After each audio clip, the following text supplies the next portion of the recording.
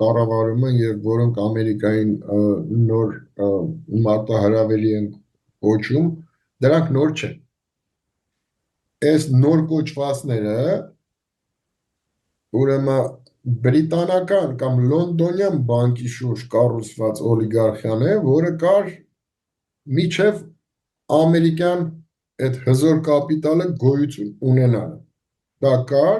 միջև նույնիսկ Ջորջ Վաշինգտոնը հələ չէր ծնվել։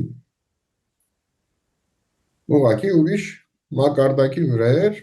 բայց արդեն քանի որ Բրիտանիան 300 տարվա իմպերիա էր,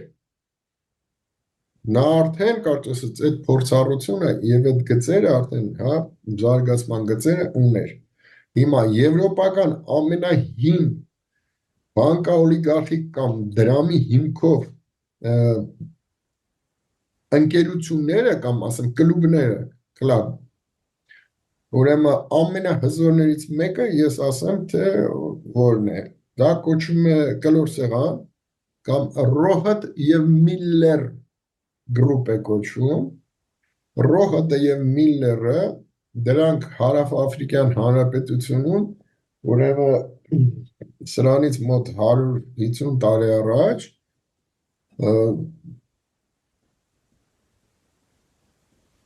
իրանց հորերից սկսած դայմոնդի, ադամանդի հանքերի տերերն են, որոնք բրիտանացի քաղաքացիներ են եւ բրիտանական արքայական թագի հպատակներ ու պատրիոտներ։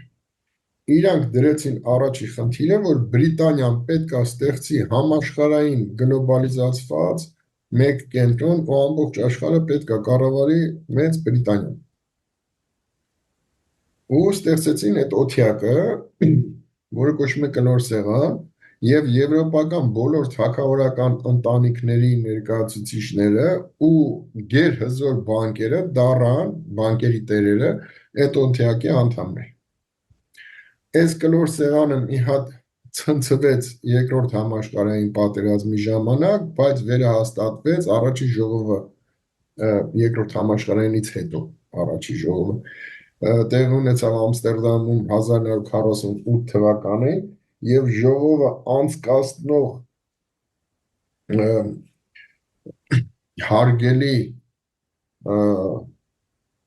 խոսնակ համակարգողը ուրեմն Հոլանդիայի թագուհի Բեատրիսի հայրն էր, պրինց Բեռնարդը, մի խոշորագույն, ժողովուրդը նրան չի սիրում, բայց համ